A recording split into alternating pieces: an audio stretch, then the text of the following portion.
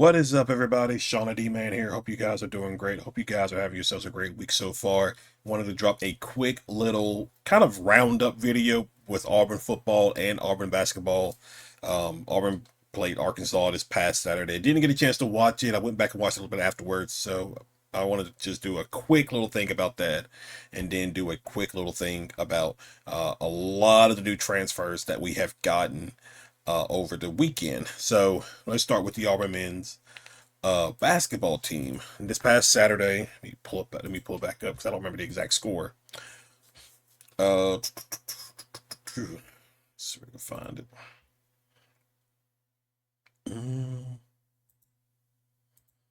See if I can find it real quick. There we go.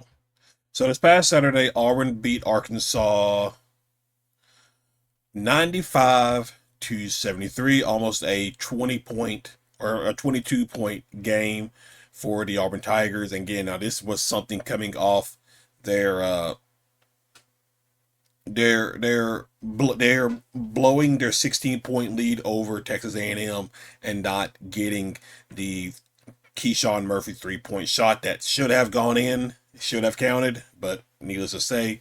And so it was very troublesome because Arkansas had been playing relatively good basketball. They were a top 15 team. And it was very, very worrisome that Auburn was probably going to go 0-3 to start SEC conference play. That was not the case. And from going back and rewatching the game, Keyshawn Hall pretty much led the way. He was the dominant guy in this game. And it seems like most times if Keyshawn Hall is got things going, this team's hard to beat. Like you would like for it to the offense and the team as a whole, but mainly the offense to go through both Keyshawn Hall and Tahad Pettifer. But Tahad has shown at home he just does not have the same offensive prowess as he does on the road. I'm not sure why that is. I don't know why he plays so different compared to home and away. It's such a weird thing, but Keyshawn Hall finished with 32 points. Keyshawn Murphy had 16. Overton had 10. Sebastian Adams had 6. And then Dahad had 6. But, I will, even though I'm saying, Dahad had 6, he had 4 rebounds, 7 assists. So he may not been getting the points, but he was doing his point guard duty. So I give credit to that. Jovic, he is. I think he is really starting to get better and better as the season goes on. Obviously, because one of the things about him at the beginning of the season was probably him getting adjusted to this style of basketball. Obviously, you play European basketball is basically different in a few aspects, but I think it took him a while to kind of get things going here. But whenever he's on the court, he makes plays. He does such a good job defensively. Because where is he at? Jovic, 4 rebounds, 1 assist, gave you 7 points. That's good. That's all you really need out of him. Elijah Freeman still coming off the bench, gave you 13 points, 6 rebounds. And then let's see. Blake Musilak, he came off the bench. I think he was in for Magwood. I think Magwood is like either injured or out sick or something, but he was like the backup point guard. And from what I could tell, he handled things relatively well for Auburn. And so this gives you, your 10-6 on the season.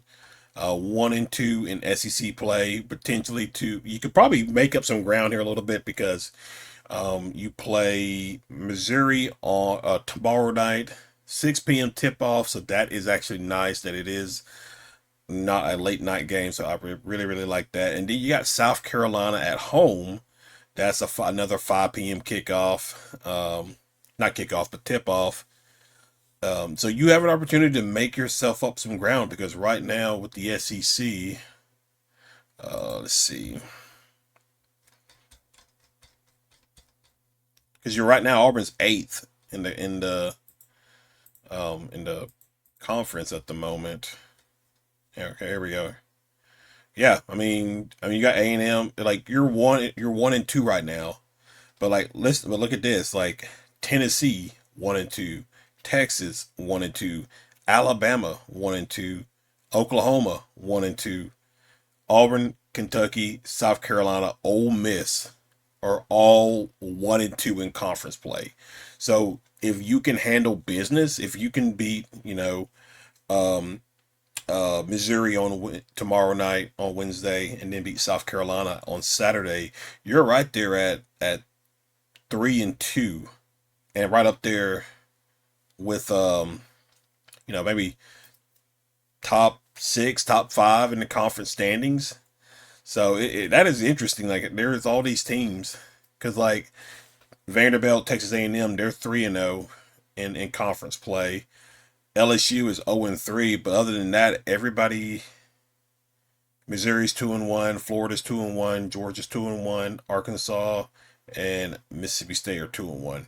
Other than that, everybody else is like 1-2. So you got some opportunities to really build some momentum, and hopefully this team is gelling at the right time, because it looks like because how many assists did they have uh overall in this game?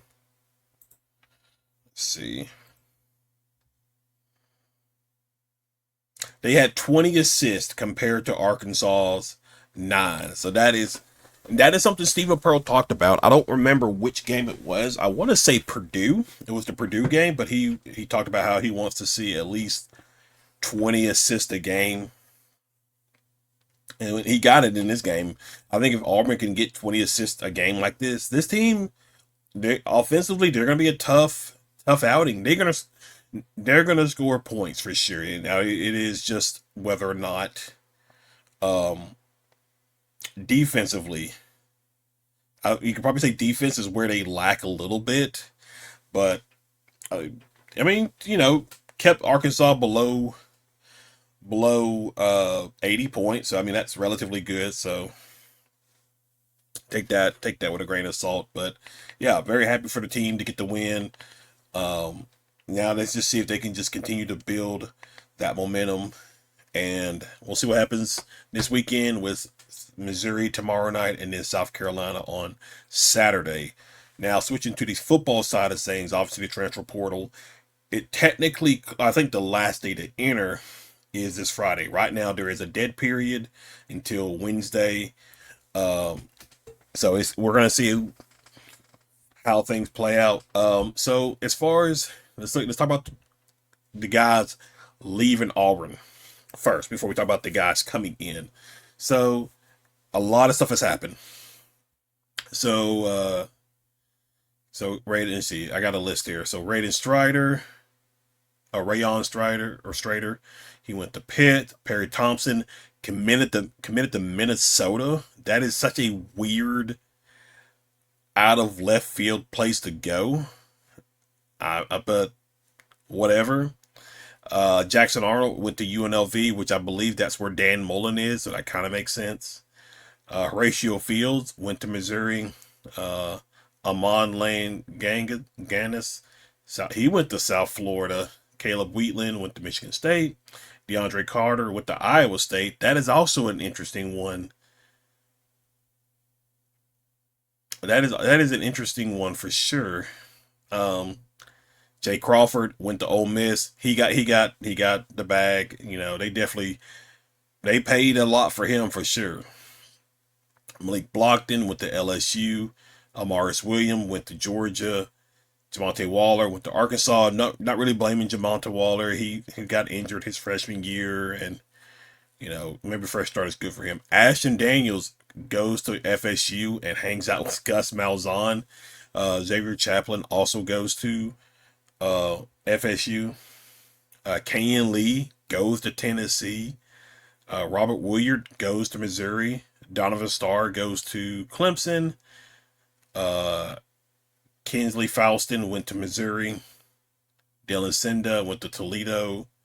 Eric Singleton, I think it was Saturday or Sunday, but either Saturday or Sunday it was announced he went to Florida, or he committed to Florida. Cam Coleman committed to Texas. Deuce Knight committed to Ole Miss. Camden Etheridge committed to Samford. Favor Edwin committed to Georgia Tech. Tay Seymour, North Texas, and then Malcolm Simmons committed to Georgia Tech. So what's crazy is next season Auburn faces a lot of these teams. Uh, they face LSU, Ole Miss, Georgia, I think Arkansas. Now I know that Tennessee. So Auburn faces a good bit of programs. And there are still some guys who have entered, but they haven't found a location yet. So Tyler Johnson, he's in the portal. He entered the portal over the weekend. Preston Howard, he entered like last week or like before the portal entered. He announced Darrell Robinson, Broderick Scholl, which I thought Broderick was staying. I could be wrong about that one. Damari Alston, Antonio Coleman, Hollis Davidson, Cameron King, Self Wilford, Towns Magoo, James Ash, and DJ Barber. Now DJ Barber was already kicked off the team anyway, I believe. So overall, you had 37 guys enter the portal from Auburn. Now Auburn has brought in 24. And now all of them are pretty much USF guys. There are a few more that are coming. We believe, but we should have a pretty good bit this weekend as we wrap up. And then you can still commit to a school, but you have to be officially in the portal by Friday. I think it's what it was. So quarterback. So USF quarterback Locken Hewlett. I think that was a redshirt freshman from last season. Hudson Powell, long snapper. Christian Neptune, USF receiver. Corey Pettigrew, USF receiver. Jonathan Eccles, USF tight end. Nikhil Davenport, if I said his name right. USF running back.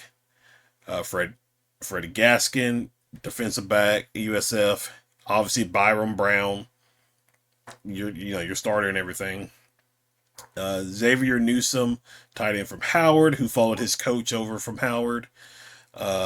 Chase Nimrod, USF. Stanton Ramel, Michigan State. Now this was an offensive lineman that committed to Michigan State because Auburn was heavily recruiting him. This is during the Brian Harsin era, but Auburn was heavily recruiting him during that time. But I believe he chose Michigan State.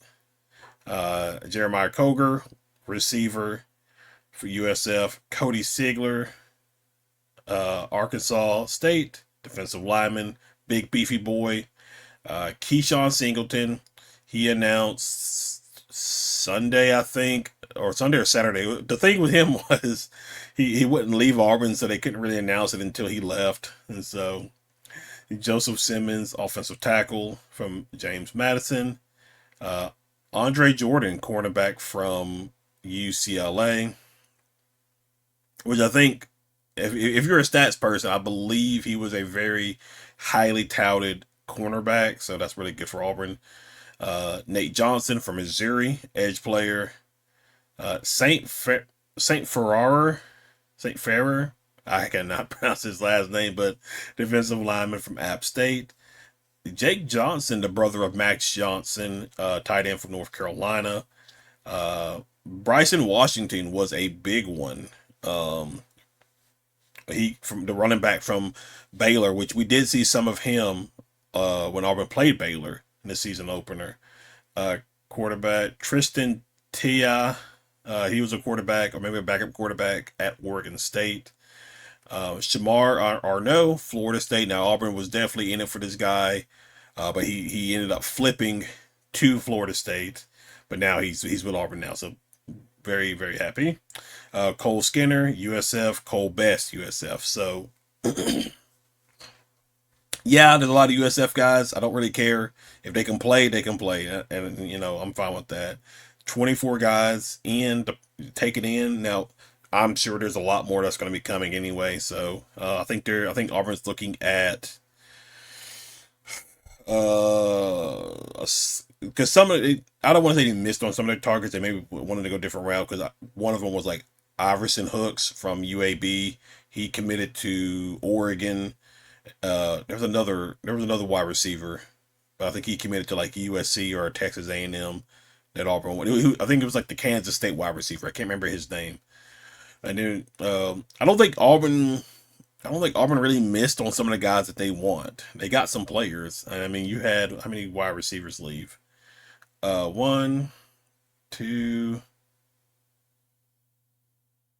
three, four, five. You had five wide receivers leave.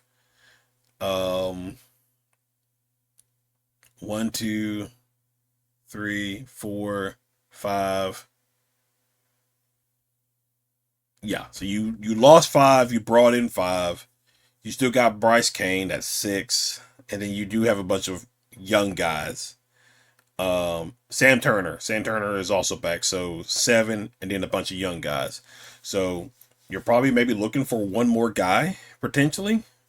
Because I would assume Auburn may, well, they're not the type of offense, they're going to try to run up tempo, so they're probably not going to sub as much. So yeah, so very happy, very happy with these guys. And like I said, I'm completely fine.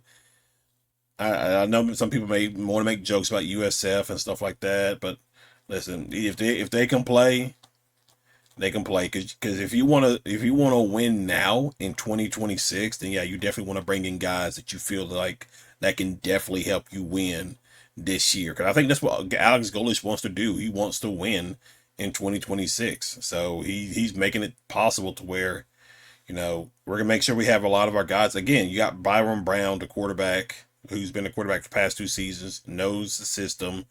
You got several USF receivers who have been in the system as well. So it does like I'm fine with that. These guys know the system. That's gonna help you be able to get off the ground running. Now, obviously, teaching Bryce Kane and some of these other people the offense and stuff like that, that's a different story. But you have guys who've already been in the system multiple years that can come in, they know what to do, they know what the coach wants, and they know how to, read defenses and stuff like that. So that is a massive bonus right there. So, but that is basically it. I just wanted to do a quick little like roundup and catch up of of everything because obviously I did not get a chance to do a video the next day after the Auburn basketball game, and then transfer portal stuff has been going on, so wanted to do a little roundup video. I'll probably have another one out this weekend. Obviously, Auburn plays Missouri tomorrow night, and then they got South Carolina on Saturday. So, but guys, that's basically it. Thank you for hanging out. Thank you for watching, and I will see you all in the next video. Y'all have a good one.